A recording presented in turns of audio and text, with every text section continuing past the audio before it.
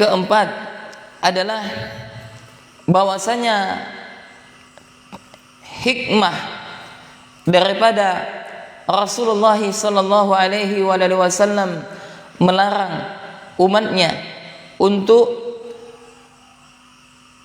jangan berpuasa 1 hari atau 2 hari sebelum Ramadan. Hikmahnya adalah untuk membedakan antara yang diwajibkan dan di antara yang disunahkan. Maka sebagaimana telah kita ketahui bahwasanya puasa di bulan Ramadan adalah kewajiban, sebagaimana telah kita sebutkan pada pertemuan sebelumnya, yakni Allah Subhanahu wa taala berfirman di dalam Al-Qur'an surah Al-Baqarah ayat berapa? 183. Yakni Allah Subhanahu wa taala berfirman, ya ayyuhalladzina amanu kutiba alaikumusiyam kama kutiba alal ladzina min qablikum la'allakum tattaqun. Wahai orang-orang yang beriman, telah diwajibkan atas kalian untuk berpuasa sebagaimana telah diwajibkan atas orang sebelum kalian. Apa tujuan daripada puasa tersebut? Yakni tujuannya adalah agar kalian bertakwa. Maka para ikhwas sekalian rahimani rahimakumullah, maka di sanalah terdapat hikmah kenapa Nabi yang mulia sallallahu alaihi wasallam melarang bagi kita untuk berpuasa mendahului daripada puasa Ramadan, baik 1 hari atau 2 hari. Ini menunjukkan untuk membedakan antara amalan yang diwajibkan dan amalan yang tidak diwajibkan. Ya, maka di sana kita diperintahkan ketika untuk berpuasa itu harus melihat hilal, melihat bulan Ramadan, dan apabila telah tampak maka kita berpuasa, dan apabila tidak tampak maka kata Nabi yang mulia sallallahu alaihi wasallam, maka sempurnakanlah menjadi 30 hari daripada bulan Sya'ban. Dan inilah yang telah dilakukan oleh pemerintahan kita, sebagaimana yakni pada waktu kemarin yakni dilakukan sidang isbat dan melihat hilal, akan tetapi pada hari Sabtu hilal tak tampak, maka disempurnakan menjadi 30 hari. Ya, hari Jumat Jumat itu satu, Jumat 6, hari Jumat tak nampak, ya maka disempurnakan menjadi 30 hari. Jadi Sya'ban 30 hari, kemudian Ramadan jatuh pada bertepatan pada tanggal 3 April, yakni pada hari Ahad ini. Kemudian jemaah rahimani rahimakumullah, kemudian fawaid selanjutnya, fawaid ini keberapa? Yang kelima, bahwasanya Islam memberikan batasan dalam melakukan persiapan sebelum melakukan amalan soleh. Ya, maka kita diperintahkan untuk mempersiapkan diri kita untuk menyambut tamu yang mulia bulan Ramadan. Kalaulah seandainya, contoh saja, kalau misalkan ada informasi mau sampai kepada kita bahwasanya apa? Bapak Presiden akan datang ke Mushola Al-Barakah, apa yang kita lakukan jemaah? Kalau misalnya Pak Presiden datang ke Mushola Al-Kita, apa yang kita lakukan? Persiapan apa kita siapkan? Apa contohnya? Apa contohnya? Ya kita cat, ya kalau bisa tidak bagus, atau minimal kita bersihkan sekitar lingkungan, apalagi kita menyiapkan tempat yang bagus, ya enggak?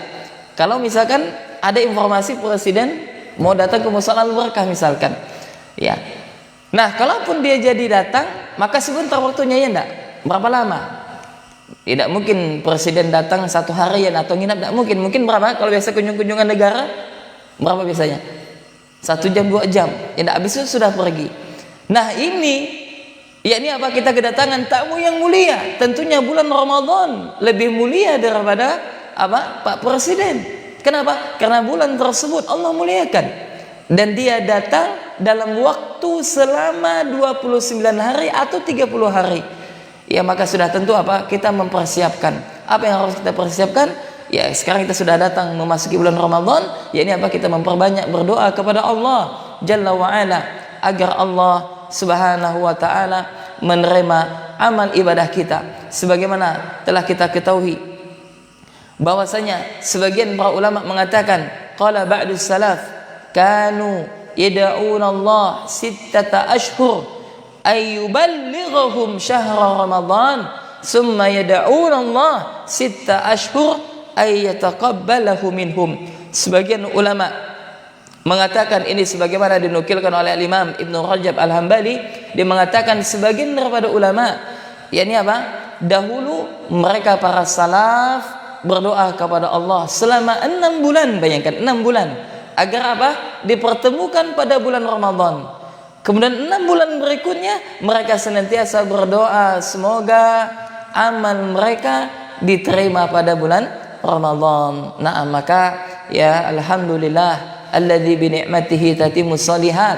Ya mana Allah Subhanahu wa taala telah mempertemukan kita pada bulan Ramadan, bulan yang penuh dengan keberkahan, sebagaimana tadi telah kita sebutkan, qad ja'akum Ramadan syahrun mubarakun, kata Nabi, telah datang kepada kalian bulan Ramadan, bulan yang dipenuhi, bulan yang diberkahi, bulan yang dipenuhi dengan keberkahan oleh Allah Subhanahu wa taala. Nah, demikian yang kami sampaikan, mudah-mudahan bermanfaat. Adapun kesimpulannya adalah yang pertama, bahwasanya seseorang mukmin tidaklah mereka beribadah kepada Allah kecuali harus dilandasi dengan ilmu. Kemudian yang kedua, tidaklah seseorang itu beribadah maka harus ikhlas, ya semata-mata karena Allah Subhanahu wa taala. Kemudian yang ketiga, tidaklah seseorang itu beribadah kecuali harus sesuai dengan tuntunan daripada Nabi yang mulia sallallahu alaihi wasallam. Kemudian kesimpulan yang keempat adalah larangan, tidak boleh kita berpuasa 1 atau 2 hari sebelum datangnya bulan Ramadan, dan larangan di sini adalah pengharaman, yakni tidak boleh. Kemudian ya yang terakhir, kesimpulan yang terakhir, bahwasanya telah datang kepada kita bulan yang penuh dengan keberkahan, bulan yang di dalamnya dibukakan pintu-pintu surga, bulan yang di dalamnya telah ditutup pintu-pintu neraka dan syaitan telah dibelenggu. Makanya jamaah rahimana rahimakumullah, jangan kita sia-siakan waktu kita di bulan Ramadan. Ya, kita memperbanyak berdoa kepada Allah, memperbanyak untuk melaksanakan salat sunnah, ya memperbanyak untuk membaca Al-Quran, kemudian membaca